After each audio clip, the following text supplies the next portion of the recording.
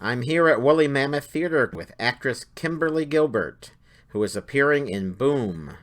Thanks for being here, Kimberly. How you doing? I'm doing great. Well, what is Boom about from Joe's point of view? What we have in this show is three people that are in three completely different paths that intertwine. And from Joe's point of view, it's about her discovery, I guess, of the need she has to connect with someone or something.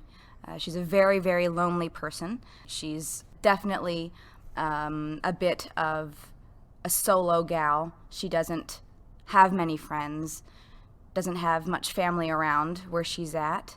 She's an outsider, definitely an outsider, and whether she chose to be there or whether that was thrust upon her is a gray area. But this story for Joe is one of revelation and release, definite release of a lot of pain that she's been holding. Well, some reviewers have said that Joe needs an anger management class. So what do you think? She's a very, very angry person, and I think, unfortunately, that an anger management class wouldn't help. There are some things that are put upon you in your life that you have no control over, and when you don't have control, it's extremely frustrating. That's what she is angry about, is her absolute loss of control. What the show does for her is educate her in the fact that it's okay to not have control, and once you are aware of that freedom, you can actually live your life with some sort of pleasure. Well, how did you prepare for this role?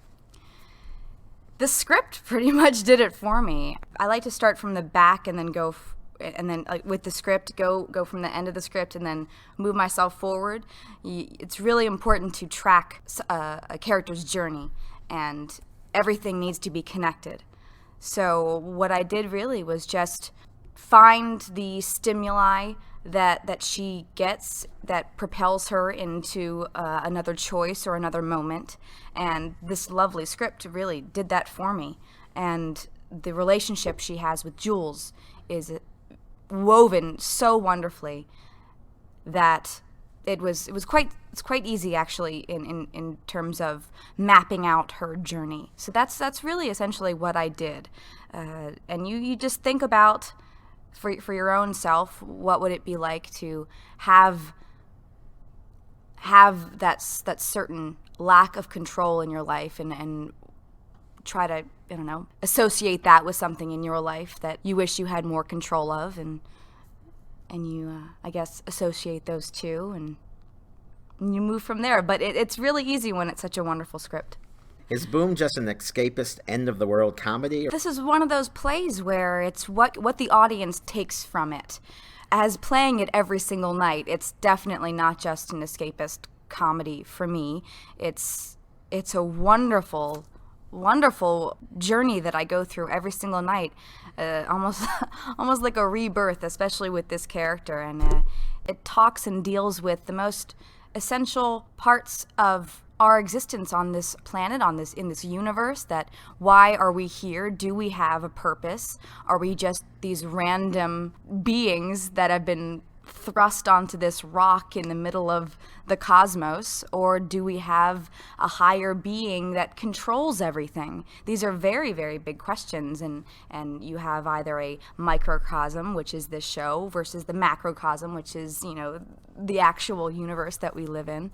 But it really depends on what the audience comes away with. If they just want to have a good night and laugh and enjoy it, then that's what we can offer them. It's really interesting. We've had these talkbacks, and people are just, you can just see their brains just expanding, and they're going to be thinking about this show and talking about this show with their friends for, I don't know, days afterwards. And that's what we hope. But, if they also just want to come and have a good time and laugh and be moved, then that's what we're here for. We're here to entertain, and that this show definitely does that, I think. So at the end of the play, what is Joe hoping for? That's it. She hopes. She's never hoped before in her life. She has no hope. She's never believed in it. She's always seen the dark side of things.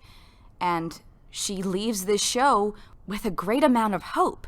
And what happens afterwards is inconsequential to her. She doesn't even want to know what happens. Just the fact that she can actually hope for a better life, for better things in her future, is enough for her to deal with, for her to live with. So your unlikely sexual partner in the story is Jules, played by the talented Aubrey Deeker. Mm-hmm. In real life, the two of you are roommates. We are roommates. We've been roommates for about a year and a half now, almost a little bit over a year and a half now, and it's lovely. It's the first show that we've ever done together, so I'm so honored to be working with such an awesome actor. So in the play, your Joe is repelled by Jules. What's it like to play that every night? Well, you've seen Aubrey Deeker. He's kind of a catch, so it's very difficult. No, it's Well, there's chemistry right there. There's but there's chemistry in the fact that she is more curious about this man than any kind of sexual attraction. It first starts off like that because that's what she came there for. But with the Jules character, I think she's repelled more by the fact that she was fooled by him, and not so much about who he is as a person. She's a very, very lonely person, and to even have this man who doesn't want her and tricked her, it's having somebody to be with, to interact with, and is good enough for her. And unfortunately, the only way she knows how to interact is to be a bully and to be mean. So when you return home, does Mr. Deeker return to Mr. Nice? Well, actually, he's super Mr. Nice in this show, and I guess the question would be, do I return to Miss Nice? And I always do. Because I can be pretty mean in this show. So I love coming home, and when we come home together, we don't talk about the show, and we just kind of just... So you don't give each other notes after the show or discuss the performances? No. You discuss like, hey, how'd that feel? Oh, I felt crappy. That was bad. Or I felt really good about that moment. Or you were so good. But that all bleeds away by the time we get off the metro and are walking towards our apartment. And when we go home, we just chill out. We just try to... How often has he complimented you this week? I want to say, well, we've only had one show this week, so how about I'd in say the last 2 weeks? 25 times maybe. Oh, very good. You should keep that roommate. Yeah, I think I'm gonna. So speaking of notes, the playwright Peter Sinn Nachtrieb came to see the show. Did he have any comments or compliments for you in the cast? He was with us for a good 2/3 of the entire rehearsal process, and he was amazing to have with us during that process. And then when he came and saw the show, he saw it about 3 times in a row during the opening week with his mother, and was just ear to ear grinning, so proud of the work that we did together, but the work that we did with his words. And I think that he absolutely loved our portrayal of these characters, and John Vreeke's direction of the show and the design. I think it blew his mind a little bit, because it was a very, very huge production of his show. It's been done before, very small and minimalist, and we kind of blew the top off of it. He liked it. He liked it. He really. Or was he in shock and liked it? I don't know. I think it was just he's so cool. He doesn't seem to be a person that is shocked very easily. So he's told me that he's loved it, and he told me that he loved his time here, and he will be missed. But we have his words. So let's go to Sarah Marshall, the third member of this crazy cast, who can stop the show with a single look. So, off the record, is she as funny to be around as the characters she creates? Absolutely. She's hilarious, and she's smart, so wickedly smart. It's incredible. Her brain astonishes me. Her talent astonishes me. She can make the words her own so well that it seems effortless. There have been so many comments about Sarah's portrayal of Barbara that essentially all say the same thing, which is, I can't imagine anybody else playing this role. And that's pretty much Sarah Marshall for you. She really makes the roles that she plays her own and unique and we unforgettable. Feel the same way about you, with your roles. Well, thanks. Nobody could play those roles like Never. Kimberly Gilbert. Nobody. Well, you've had some plum roles here at Woolly. Yeah, I have, right? The K of D, your solo performance, won a DC Theater Scene Audience Choice nomination. That was very cool. She should have won out there. Shame on all of you. I voted for her. Nope, I'm not supposed to say that. No. So sorry. And you played who in Measure for Pleasure? I played Hermione Good. And my personal favorite, Brenda Marie and Martha Josie and the Chinese Elvis. I loved it too. I loved playing her. In which you also appeared with the great Sarah Marshall. Yes, and in that one I actually got to act with her, which was awesome. So which one's your favorite so far? I actually have to say that my favorite was the very first one I did in 2003, and it was called Cooking with Elvis. It was just one of those shows that is, it's one of those shows that you never forget the feeling. And every show has been amazing here. I mean, it's a very hard choice to pick, but the first one is always the best, I think. And that was a wonderful introduction into this wonderful family that I now have here at Woolly.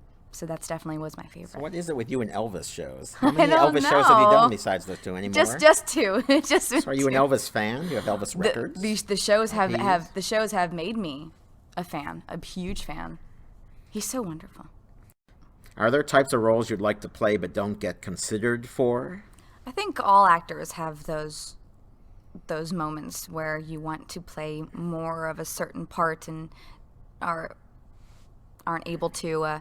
I want to do more Shakespeare. I'm a total Shakespeare dork, and any opportunity to do more Shakespeare would be great. I luckily have another company that I'm a member of called Taffety Punk Theater Company, and that started about 4 years ago, and we do Shakespeare all the time, and we get to do it in our own special way. We even got an award last year at Helen Hayes. It was an honorary award. It was the Richard Aiello Award for Best Up-and-Coming Theater Company, which was such an honor and such a blessing. So we're on our way to producing more work, which is...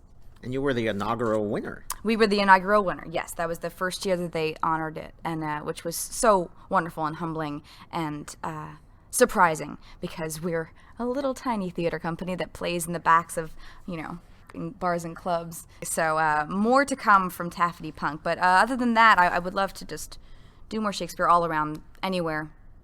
What's that role you would kill for? I guess it would have to be either Ophelia or Viola. Ophelia from Hamlet or Viola from Twelfth Night. Those two just, Why? those I don't know. Well, it's because it's Ophelia and Viola. I think that they both have these wonderful journeys, and I know them so well because I've worked on them in my head. So I'd like to share it with the world, I guess. Just one of those are the kind of roles that you just have. So what's next for you after this? Well, I'm going to go home for the holidays. I live in the suburbs of Philadelphia, and I haven't seen my family in forever, so I'm going to go do that. But the next show I have lined up is Fever Dream, which is the last show of the season here at Woolly, and that opens in June, directed by Howard Shulwitz. So you have some time to play Ophelia now, huh? I know, right? If someone calls you. Everybody listening out there. Just kidding. So what do you want the audience to take with them when they leave this wonderful complex after seeing Boom? To live your life as if it were the last day on Earth. I don't know. That's what it left with me. And not in a morbid, doomful kind of way. Just appreciate what you have and live with more of an optimistic outlook than a pessimistic. Try to see the brighter side of things, because that's essentially all that we really have in this world. Boom plays through December 7th at Woolly Mammoth Theatre Company, 641 D Street in Washington, D.C., near the Archives Metro stop on the Green and Yellow lines. For tickets, go to their website, www.woolymammoth.net, or call their box office, 202-393-3939.